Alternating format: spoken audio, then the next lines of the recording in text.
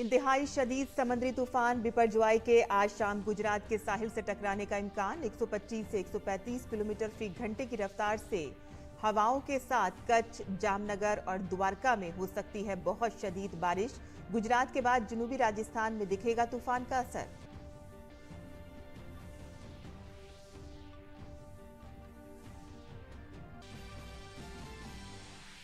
समुद्री तूफान बिपरजॉय से निपटने में शहरी इंतजामिया की हर मुमकिन मदद के लिए एनडीआरएफ और फौज समेत तमाम एजेंसियां पूरी तरह मुस्तैद। गुजरात के मुख्तलिफ अजला से 47,000 से ज्यादा लोगों को महफूज मकामात पर पहुंचाया गया। रेलवे ने एहतियातन 69 ट्रेनें की रद्द।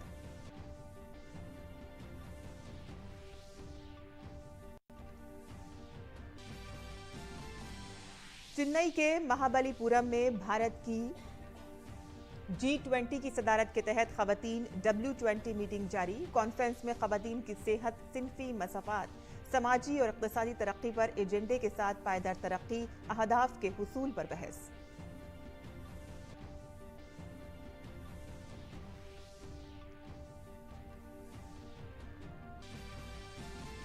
हैदराबाद में आज से G20 वुज़राए ज़राअत की मीटिंग होगी शुरू। मीटिंग में G20 ग्रुप ममालिक, मदु ममालिक और बैनुल-अक़वामी तंजीमों के 200 से ज्यादा नुमाइंदे होंगे शामिल। ग़िज़ाई तहफ़्फ़ुज़ व ग़िज़ाइयत, ख़वातीन की ज़ेरे क़यादत ज़रई सरगर्मियों, हयातियाती तनव्वु और आबो हवा के मसाइल के हल पर होगा गौर व ख़ौज़।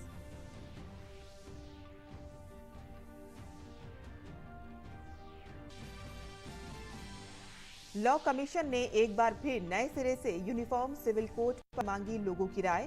ख्वाहिशमंद अफराद और इदारे नोटिस जारी होने की तारीख से 30 दिनों के अंदर लॉ कमीशन को दे सकते हैं अपनी सलाह।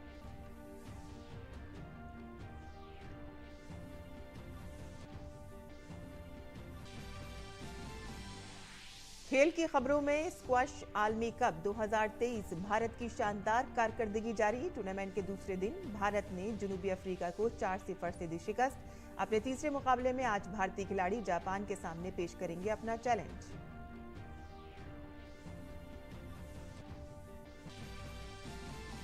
और इंडोनेशिया ओपन के प्री क्वार्टर फाइनल में आज लक्ष्य सेन और किदाम्बी श्रीकांत होंगे मध्य मुकाबिल। दूसरी तरफ एचएस प्रणय, प्रियांशु राजावत और पीवी सिंधु आखिरी 16 में उतरेंगे कोर्ट पर।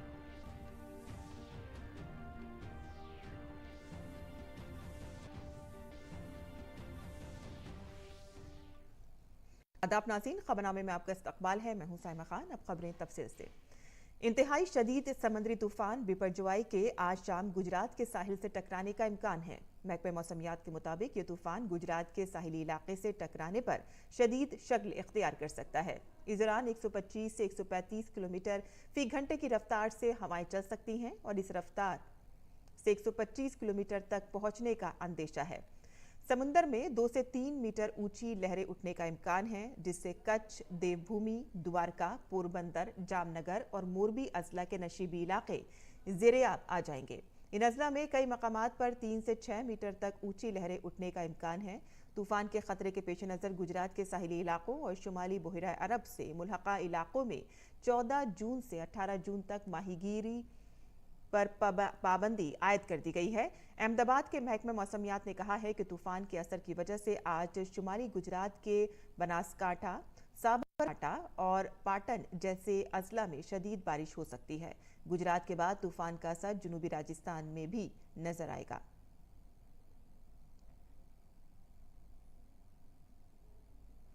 दरियासना एनडीआरएफ और फौज समेत तमाम एजेंसियां बिपरजॉय से निपटने में सिविल इंतजामिया को हर मुमकिन मदद फराहम करने के लिए पूरी तरह से तैयार हैं। गुजरात के मुख्तलिफ अजला से 47,000 से ज्यादा अफराद को महफूज मकामात पर मुंतकिल कर दिया गया है। रेलवे ने एहतियातन इकदाम के तौर पर 69 ट्रेनों को मनसूख कर दिया है। वज़ीर सेहत मनसुख मांडविया ने कल भुज में एयरफोर्स बेस का दौरा किया और बचाव और राहती कामों के लिए फिजाइया की तैयारियों का जायजा लिया।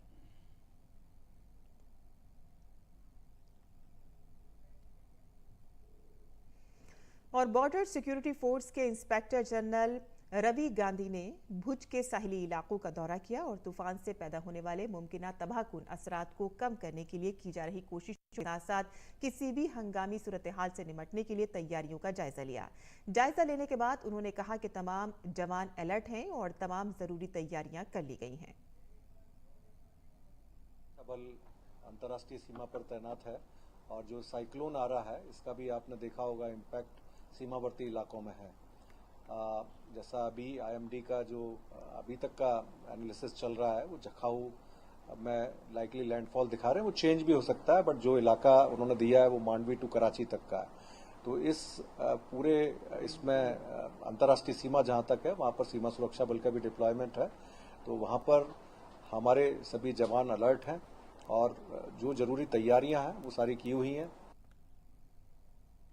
और बिपरजॉय के खतरे से निपटने के लिए रियासतों के साथ मरकजी एजेंसियां पूरी तरह से तैयार हैं। मरकजी हुकूमत के साथ साथ रियासती हुकूमत बिपरजॉय से मुतासरा लोगों को जरूरी इमदादी सामान फराहम करने में कोई कसर नहीं छोड़ रही है।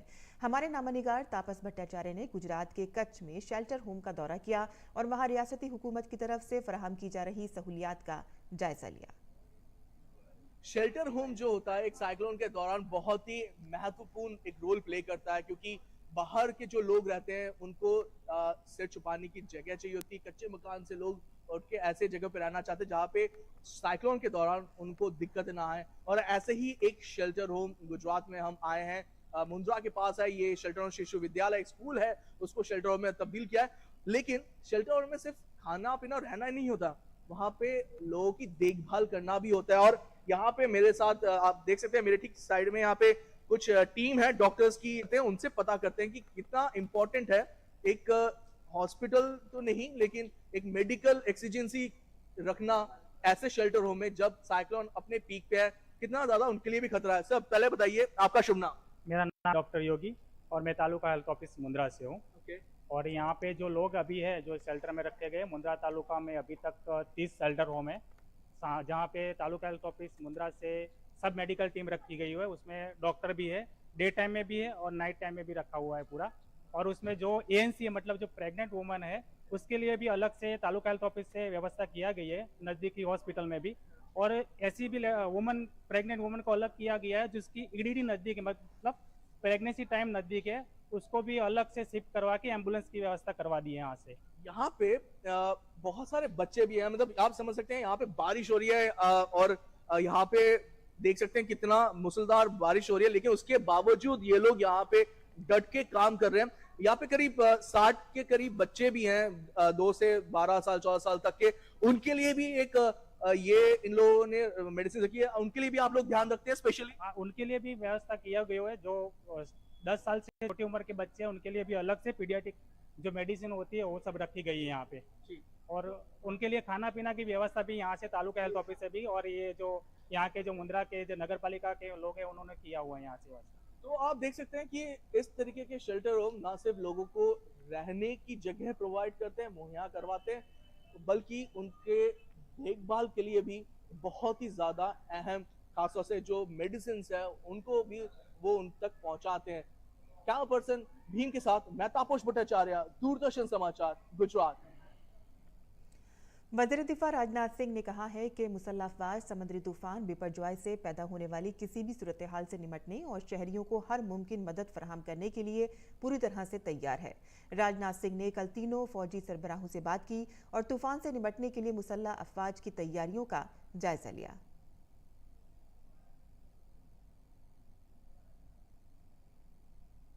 वज़ीर दिफा राजनाथ सिंह ने कल तीनों फौजी सरबराहों से बात की। मुसल्लह अफवाज ने तूफान से निपटने के लिए पूरी तरह से तैयार है, उन्होंने ये बात कही।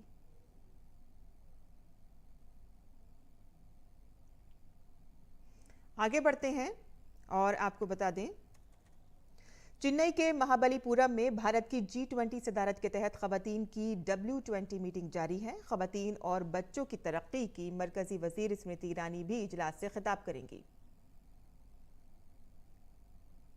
और अब तक मुख्तलिफ शोबों से ताल्लुक रखने वाली 1 लाख से ज्यादा खवातीन को W20 में शामिल किया जा चुका है। इस कॉन्फ्रेंस में खवातीन की सेहत, सिनफी मसाफात, समाजी और इक़्तिसादी तरक्की के एजेंडे के साथ साथ पायदार तरक्की के अहदाफ के हुसूल पर तबादला ख्याल किया जा रहा है।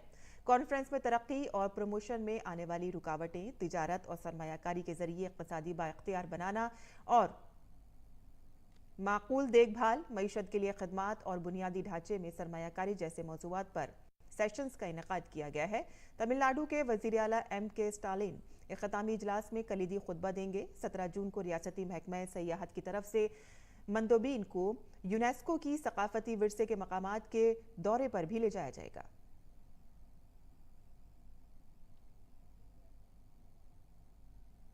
G20 वुज़राए ज़राअत का इजलास आज से हैदराबाद में शुरू होगा और ये इजलास 17 जून तक जारी रहेगा। इजलास में G20 के रुकन ममालिक, मदू ममालिक और बैनुल-अक़वामी तंजीमों के 200 से ज़ायद मंदोबीन शिरकत करेंगे।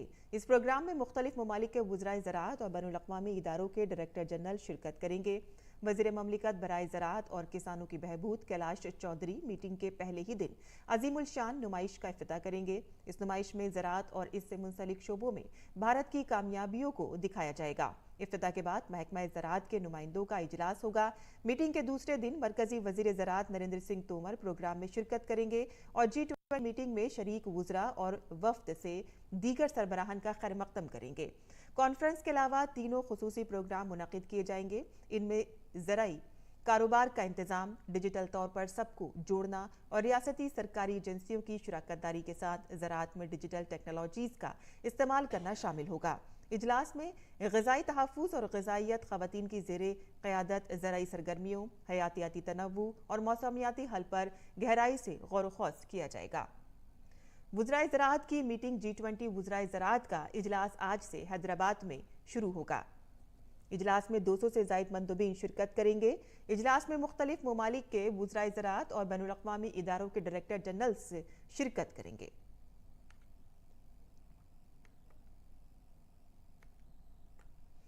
लॉ कमीशन ऑफ इंडिया ने यकसा सिविल कोड की ज़रूरत पर नए सिरे से गौर करने का फैसला किया है। कमीशन ने इस सिलसिले में आम लोगों और तस्लीम शुदा मजहबी तंजीमों के अरकान से राय तलब की है। दिलचस्पी रखने वाले अफराद और तंजीमें नोटिस जारी होने की तारीख से 30 दिन के अंदर अपने ख्यालात लॉ कमीशन को पेश कर सकती हैं। इससे कबल 21वें लॉ कमीशन ने इस मामले की जांच की थी कि यकसा सिविल कोड के मामले पर तमाम स्टेक होल्डर्स से राय तलब की थी और इसके बाद 2018 में फैमिली लॉ में इस्लाहात पर एक मुशावरती पेपर भी जारी किया गया, लेकिन 21वीं लॉ कमीशन की मुद्दत अगस्त 2018 में ख़त्म हो गई। इस मौजू की मुताबिकत और अहमियत और इस पर मुख्तलिफ अदालती अहकामात को मद्देनजर रखते हुए 12वें लॉ कमीशन ने इस मसले पर नए सिरे से बहस करने का फैसला किया है।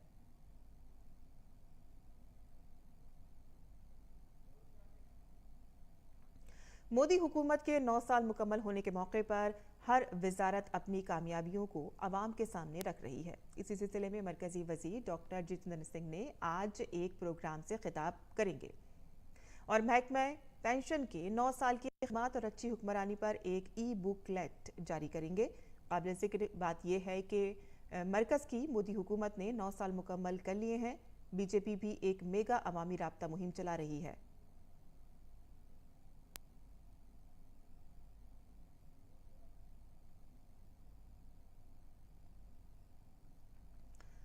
इंडियन स्पेस ऑर्गेनाइजेशन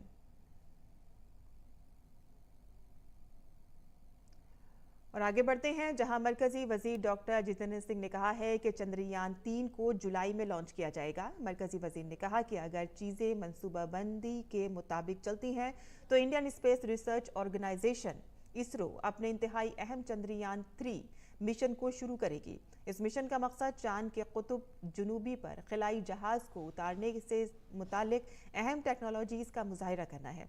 उन्होंने कहा है कि इस साल के शुरू में चंद्रयान 3 खलाई जहाज ने मतलूबा टेस्ट कामयाबी के साथ मुकम्मल किए थे। इन टेस्टों ने खलाई जहाज की इस सख्त माहौल को बर्दाश्त करने की सलाहियत की तौसीह की है जो उसे अपने लॉन्च और उसके बाद के सफ़र के दौरान बर्दाश्त करना पड़ेगी। जम्मू कश्मीर में लेफ्टिनेंट गवर्नर मनोज सिन्हा ने कल गांदरबल जिले के बालताल का दौरा किया और बालताल के रास्ते श्री अमरनाथ की सालाना यात्रा की तैयारियों का जायजा लिया। 1 जुलाई से ये यात्रा शुरू हो रही है। लेफ्टिनेंट गवर्नर ने सेहत की देखभाल, बिजली, मवासलात, पानी की फराहमी और साफ सुथराई, मौसम की पेशेनगोई, डिजास्टर मैनेजमेंट, सिक्योरिटी ग्रिड और यात्रियों के लिए दीगर तमाम बुनियादी जरूरियात के लिए किए गए इंतजामात की तारीफ की। वज़ीर-ए-आज़म नरेंद्र मोदी के आइंदा अमेरिकी दौरे पर अमेरिका में भारतीय सफ़ीर तरनजीत सिंह सिंधु ने कहा है कि ये दौरा आने वाले वक्त में भारत अमेरिका ताल्लुकात को एक नई शक्ल देगा। We are very proud of their achievement. Our Prime Minister has often interacted with them, has said it many times, going back to Madison Square Garden in 2014, which I had the honor to see by my own eyes. I think the important aspect of Indian Americans in this visit, you will see that there is a huge demand, and a large number of them you will see at the White House ceremonial, you will see in the US Congress, you will see them at other events. America में भारतीय सफ़ीर तरनजीत सिंह सिंधु ने कहा है कि वज़ीर-ए-आज़म नरेंद्र मोदी के दौरे America के दौरान 5 वसी इलाके हैं जिनका वाज़ेह तौर पर अहाता किया जाएगा। इनमें से एक यकीनन दिफाई और स्ट्रेटेजिक ताउन है जिसकी अक्कासी काफ़ी हद तक होगी। और लंदन में इंडियन हाई कमीशन पर हमला करने वालों की अब खैर नहीं है। मामले की जांच कर रही NIA ने हमले में मुलव्विस कई लोगों की तस्वीरें जारी की हैं और आम लोगों से उनकी शिनाख्त करने की अपील की है। मुल्क दुश्मन अनासिर को कानून के शिकंजे में लाने के मकसद से कौमी तहकीकाती एजेंसी ने फिलहाल 45 अफराद की तस्वीरें जारी की हैं और आम लोगों से उनके बारे में मालूमात मांगी है। और इसके लिए NIA की तरफ से WhatsApp नंबर जारी किया गया है जिस पर कोई भी मालूमात भेज सकता है। इतला देने वाले की शिनाख्त राज में रखी जाएगी। और इससे कबल NIA ने इस हमले में मुलव्विस मुल्क दुश्मन ताकतों के कई CCTV फुटेज को फाल तौर पर जारी किया था। एजेंसी ने आम लोगों से अपील की है कि वो इन मुल्क दुश्मनों की शिनाख्त करें ताकि उन्हें जल्द अज जल्द कानून के कटहरे में लाया जा सके। 19 मार्च को मुल्क दुश्मन कुव्वतों ने लंदन में भारतीय हाई कमीशन पर हमला किया। भारत ने ब्रितानिया से इस मामले में सख्त कार्रवाई करने को कहा था।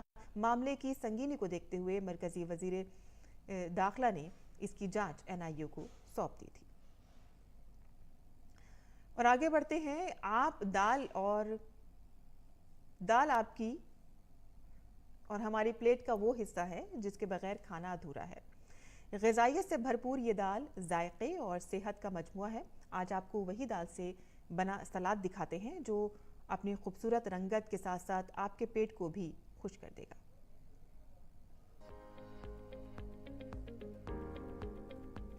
दोस्तों, अक्सर आपने सब्जियों और फलों के मुख्तलिफ सलाद खाए होंगे, लेकिन क्या आपने कभी दाल का सलाद खाया है?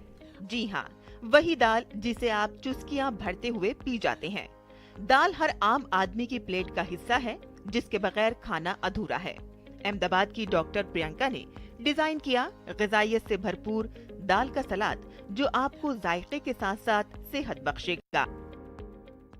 दाल सलाद ये केवल प्रोटीन नहीं है बल्कि कैल्शियम और कई विटामिन से भरपूर है। इसे आपको अपनी डाइट में जरूर शामिल करना चाहिए। डॉक्टर प्रियंका की कोशिश है कि लोग श्री अन्न को अपनी जिंदगी में अपनाएं और इसीलिए वो दाल सलाद लेकर आई हैं जिसे आप आसानी से अपने घर पर बना सकते हैं। दाल एक ऐसा प्रोटीन उन्सुर है जो हर चीज में आसानी से घुल जाता है। तो आज आपको दाल से बने सलाद का मजा चखाते हैं। ये ग्रेट कैनेडियन सलाद बाजार में मिलने वाले किसी भी प्रोटीन रिच प्रोडक्ट से बहुत सस्ता है और साथ ही साथ ये एंटीऑक्सीडेंट से भरपूर है। इसको नाज़रीन, बुलेटिन में अब पेश है दिल्ली से शाये उर्दू अखबारात का मुख्तसर जायजा।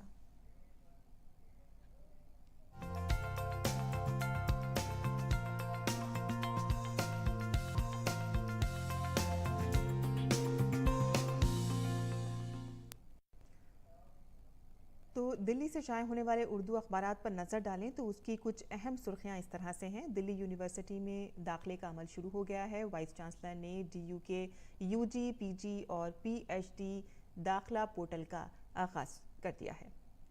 आगे की सुर्खी भी जान लेते हैं। जहां दिल्ली में शदीद गर्मी से राहत के आसार अभी फ़िलहाल नहीं हैं और इस वक्त शदीद गर्मी राजधानी दिल्ली में पड़ रही है। नाइजीरिया में बारातियों से भरी कश्ती पलट गई है, जिसमें 100 से ज़ायद हलाकतें हो गई हैं और ये तादाद आगे भी बढ़ने का खदशा है।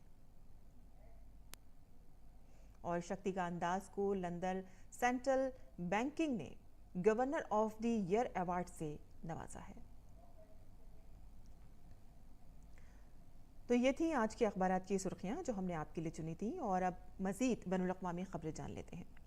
यूनान के साहिल पर माहीगीरी की कश्ती उलटने से 79 तारिकीन वतन हलाक हो गए हैं। इस वाक़े में सैकड़ों अफराद के लापता होने का खदशा है।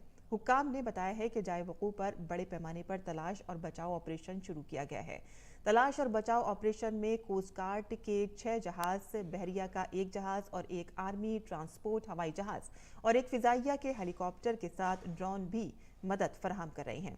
इस वाक़े में बचाए गए दर्जनों तारिकीन वतन को एम्बुलेंस सर्विस के जरिए इलाज के लिए कैंपों में ले जाया जा रहा है। हुक्काम ने बताया है कि यह हादसा रात के वक्त मुल्क के जनूबी शहर इलाके में तकरीबन 75 किलोमीटर जनूब मगरिब में पेश आया। ख्याल किया जाता है कि कश्ती पर तकरीबन 750 अफराद सवार थे, जबकि अक़वाम मुत्तहिदा के माइग्रेशन एजेंसी ने इस कश्ती पर 400 अफराद के सवार होने का अंदाज़ा लगाया है।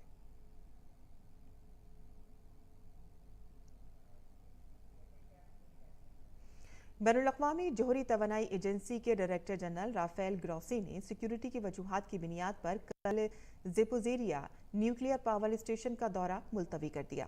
ग्रॉसी ने अपने दौरे रूस और यूक्रेन के दरमियान जनूबी यूक्रेन में शदीद लड़ाई के बाद अपने दौरे को मुलतवी कर दिया। ग्रॉसी ने कीव में यूक्रेन के सदर ज़ेलेंस्की से मुलाकात के बाद बुध को जनूबी यूक्रेन में प्लांट का दौरा करने की उम्मीद थी, लेकिन यूक्रेन के वज़ीर तवानाई ने कहा कि इस दौरे को कुछ दिनों के लिए मुलतवी कर दिया गया है।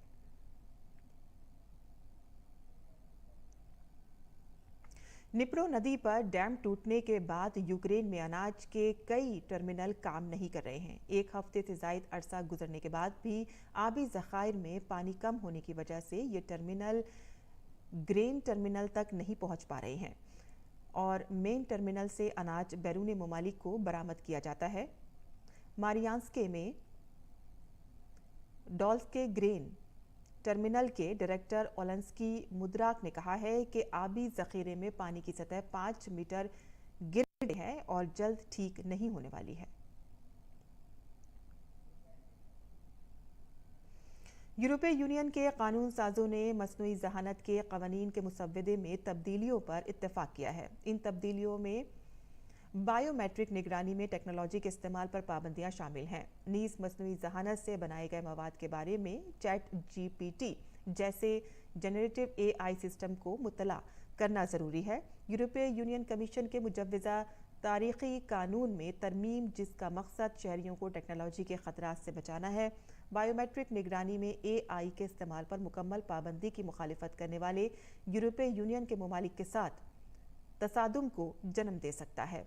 यूरोपीय यूनियन के रुकन पार्लियामेंट ने पार्लियामेंट में होने वाली वोटिंग को तारीख़ी करार दिया। अब ये मुसव्वदा कानून अगले और हतमी कानून साजी के अमल से गुजरेगा।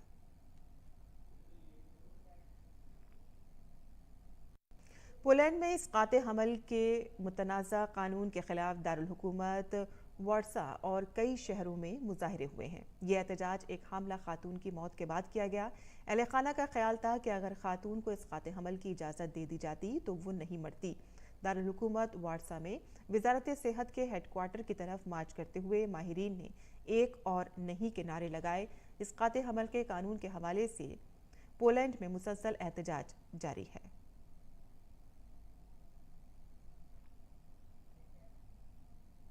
भारत ने ज़माना कदीम से ही दुनिया को इल्म और साइंस का तोहफा दिया है। योगा भी दुनिया को सेहतमंद बनाने के लिए भारत की अहम कामयाबियों में से एक है। हज़ारों सालों से ये आसन, प्राणायाम और मुद्राएं हमें सेहत का तोहफा दे रही हैं। एक ऐसे वक्त में जब हम रोजाना पहले से कहीं ज्यादा तनाव से निपटते हैं, योगा अब भी हमें सेहतमंद बनाने की सलाहियत रखता है। अगर जरूरत हो तो रोजाना उनकी मशक करें। आज के योग सूत्र में हम इष्टासन के बारे में जानेंगे और इस मशक से सीने और पेट के निचले हिस्से की इजाफी चर्बी को कम करता है ये आसन, और इसके अलावा ये आसन कमर और कंधों को मजबूत करता है। कैसे करते हैं इस आसन को, बता रही हैं आचार्य प्रतिष्ठा।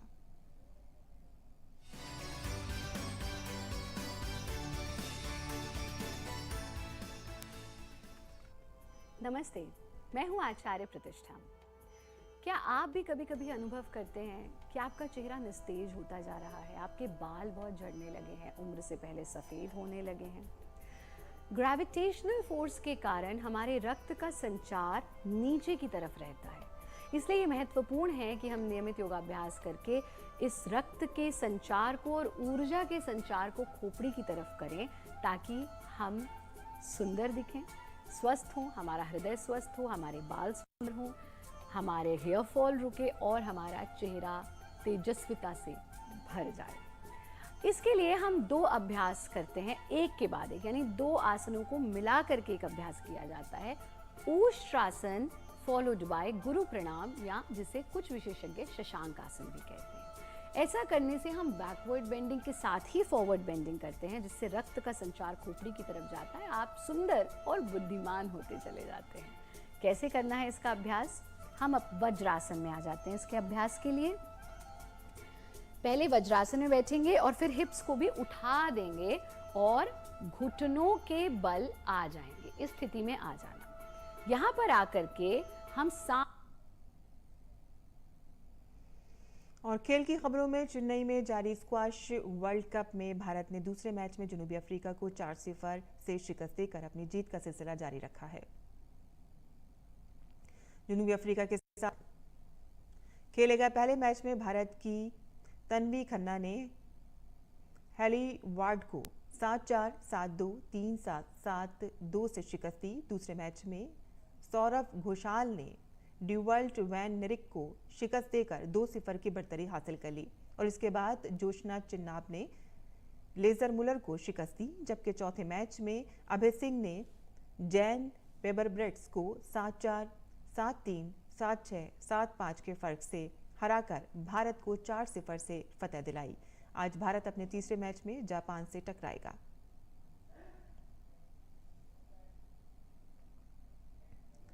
इंडोनेशिया ओपन बैडमिंटन टूर्नामेंट में आज से प्री क्वार्टर फाइनल मैच खेले जाएंगे, जहां भारत के लक्ष्य सेन और किदाम्बी श्रीकांत आमने सामने होंगे।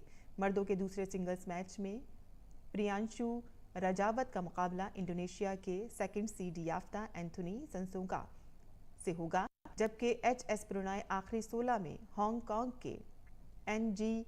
कलांग से मुकाबला करेंगे। खवातीन के सिंगल्स प्री क्वार्टर फाइनल में भारत की स्टार शटलर पीवी सिंधु का मुकाबला चीनी ताइपे की ताई जुएंग से होगा।